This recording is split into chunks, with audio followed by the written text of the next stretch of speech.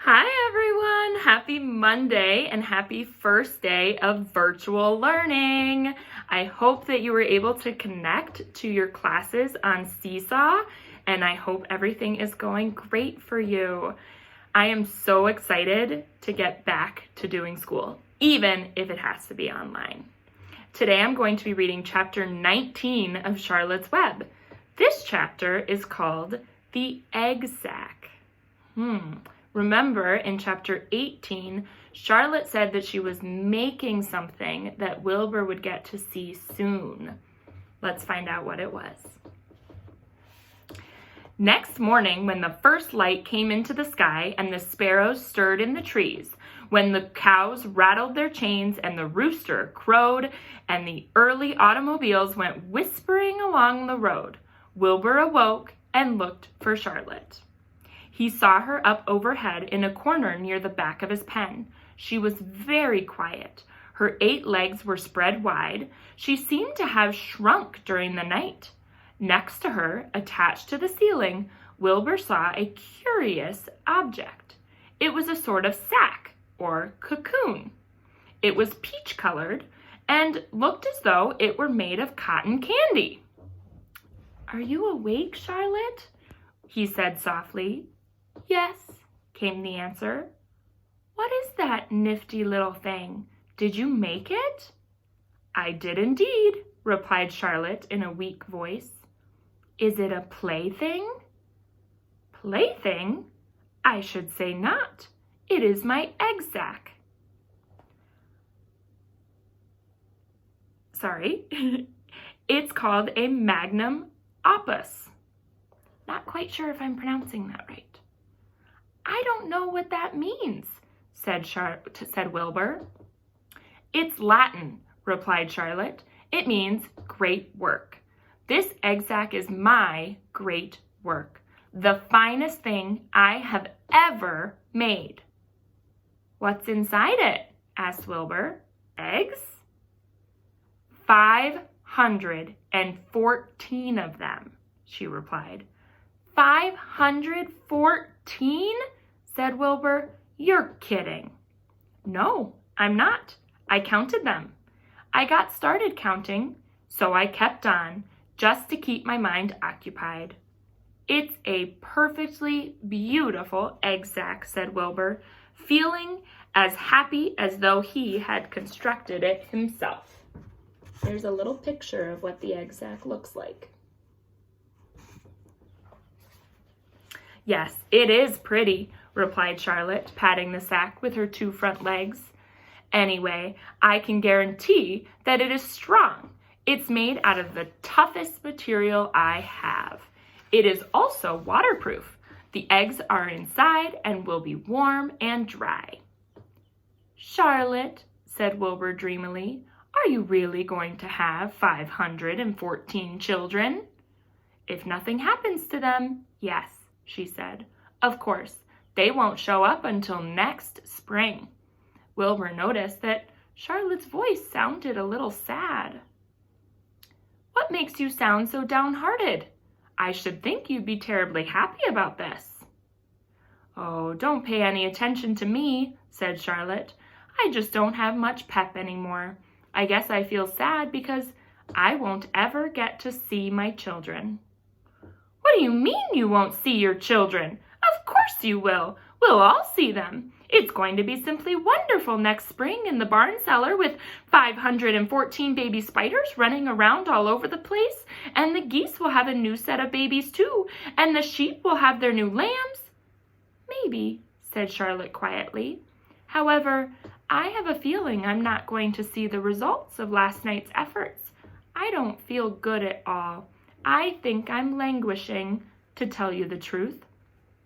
Wilbur didn't understand the word languish, and he hated to bother Charlotte by asking her to explain, but he was so worried that he felt he had to ask.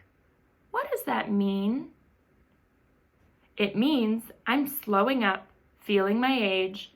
I'm not young anymore, Wilbur, but I don't want you to worry about me. This is your big day today. Look at my web. Doesn't it show up well with the dew on it?" Charlotte's web never looked more beautiful than it looked this morning. Each strand held dozens of bright drops of early morning dew. The light from the east struck it and made it all plain and clear. It was a perfect piece of designing and building. In another hour or two, a steady stream of people would pass by, admiring it and reading it and looking at Wilbur and marveling at the miracle. As Wilbur was studying the web, a pair of whiskers and a sharp face appeared. Slowly, Templeton dragged himself across the pen and threw himself down in a corner. "I'm back," he said in a husky voice. "What a night!" The rat was swollen to twice his normal size. His stomach was as big around as a jelly jar. "What a night," he repeated hoarsely. "What feasting! A real gorge! I must have eaten the remains of 30 lunches. Never have I seen such leavings, and everything well ripened and seasoned with the passage of time and the heat of the day. Oh, it was rich, my friends, rich." "You ought to be ashamed of yourself," said Charlotte in disgust. "It would serve you right if you had an acute attack of indigestion." "Don't worry about my stomach," snarled Templeton. Look how big his belly is. It's funny. "I can handle anything. And by the way, I've got some bad news. As I came past that pig next door, the one that calls himself Uncle, I noticed a blue tag on the front of his pen. That means he has won first prize. I guess you're licked, Wilbur. You might as well relax. Nobody is going to hang any medal on you. Furthermore, I wouldn't be surprised if Zuckerman changes his mind about you. Wait till he gets hankering for some fresh pork and smoked ham and crisp bacon. He'll take the knife to you, my boy." "Be still, Templeton," said Charlotte. "You're too stuffed and bloated to know what you're saying. Don't pay any attention to him, Wilbur." Wilbur tried not to think about what the rat had just said, and he decided to change the subject. "Templeton," said Wilbur, "if you weren't so dopey, you would have noticed that Charlotte has made an egg sack. She is going to become a mother. For your information, there are 514 eggs in that peachy little sack." "Is this true?" asked the rat, eyeing the sack suspiciously. "Yes, it's true," sighed Charlotte. "Congratulations," murmured Templeton. "This has been a night." He closed his eyes, pulled some straw over himself, dropped off into a deep sleep. Wilbur and Charlotte were glad to be rid of him for a little while. At 9 o'clock, Mr. Arable's truck rolled into the fairgrounds and came to a stop at Wilbur's pen. Everyone climbed out. "Look!" cried Fern. "Look at Charlotte's web! Look what it says!" The grown-ups and the children joined hands and stood there, studying the new sign. "Humble," said Mr. Zuckerman. "Now, isn't that just the word for Wilbur?" Everyone rejoiced to find that the miracle of the web had been repeated. Wilbur gazed up lovingly into their faces. He looked very humble and very grateful. Fern winked at Charlotte. Lurvy soon got busy. He poured a bucket of warm slops into the trough, and while Wilbur ate his breakfast, Lurvy scratched him gently with a smooth stick. "Wait a minute," cried Avery. "Look at this." He pointed to the blue tag on Uncle's pen. "This pig has won first prize already." The Zuckermans and the Arables stared at the tag. Mrs. Zuckerman began to cry. Nobody said a word. They just stared at the tag. Then they stared at Uncle. Then they stared at the tag again. Lurvy took out an enormous handkerchief and blew his nose very loud. So loud, in fact, that the noise was heard by stable boys over at the horse barn. "Can I have some money?" asked Fern. "I want to go out on the midway." "You stay right where you are," said her mother, and tears came to Fern's eyes. "What's everybody crying about?" asked Mr. Zuckerman. "Let's get busy. Edith, bring out the buttermilk." Mrs. Zuckerman wiped her eyes with her handkerchief. She went to the truck and came back with a gallon jar of buttermilk. "Bath time," said Zuckerman cheerfully. He and Mrs. Zuckerman and Avery climbed into Wilbur's pen. Avery slowly poured buttermilk on Wilbur's head and back, As it trickled down his sides and cheeks, Mr. and Mrs. Zuckerman rubbed it into his hair and his skin. Passerby stopped to watch. Pretty soon, quite a crowd had gathered. Wilbur grew beautifully white and smooth. The morning sun shone through his pink ears.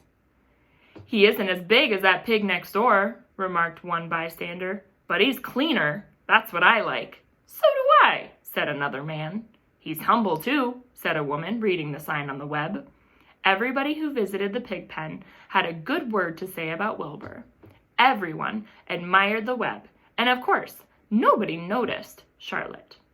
Suddenly, a voice was heard on the loudspeaker. "Attention, please," it said.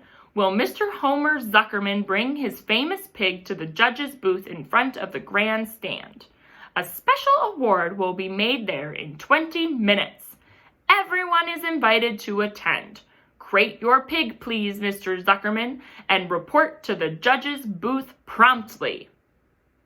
For a moment after this announcement, the Arables and the Zuckermans were unable to speak or move. Then Avery picked up a handful of straw and threw it high in the air and gave a loud yell. The straw fluttered down like confetti into Fern's hair. Mr. Zuckerman hugged Mrs. Zuckerman. Mr. Arable kissed Mrs. Arable. Avery kissed Wilbur. Lurvy shook hands with everyone. Fern hugged her mother. Avery hugged Fern. Mrs. Arable hugged Mrs. Zuckerman. Up overhead, in the shadows of the ceiling, Charlotte crouched unseen, her front legs encircling her egg sac. Her heart was not beating as strongly as usual, and she felt very old and weary. But she was sure at last that she had saved Wilbur's life, and she felt peaceful and content.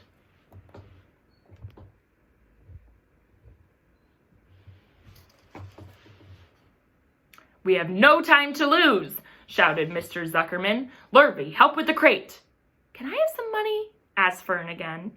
"You wait," said Mrs. Arable. "Can't you see everyone is busy?" "Put that empty buttermilk jar into the truck," commanded Mr. Arable. Avery grabbed the jar and rushed to the truck. "Does my hair look all right?" asked Mrs. Zuckerman. "Looks fine," snapped Mr. Zuckerman as he and Lurvy set the crate down in front of Wilbur. "You didn't even look at my hair," said Mrs. Zuckerman. "You're all right, Edith," said Mrs. Arable. "Just keep calm." Templeton, asleep in the straw, heard the commotion and awoke. He didn't know exactly what was going on, but when he saw the men shoving Wilbur into the crate, he made up his mind to go along.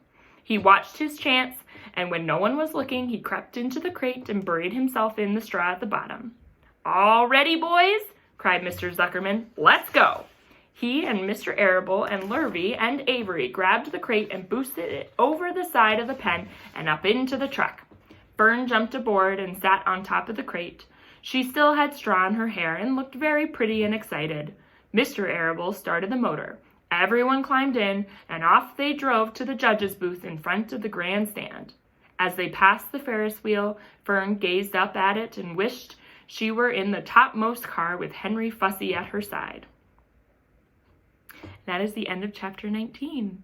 Tomorrow I will be reading chapter 20. What do you think the award is, the special award that Wilbur is going to win? I wonder.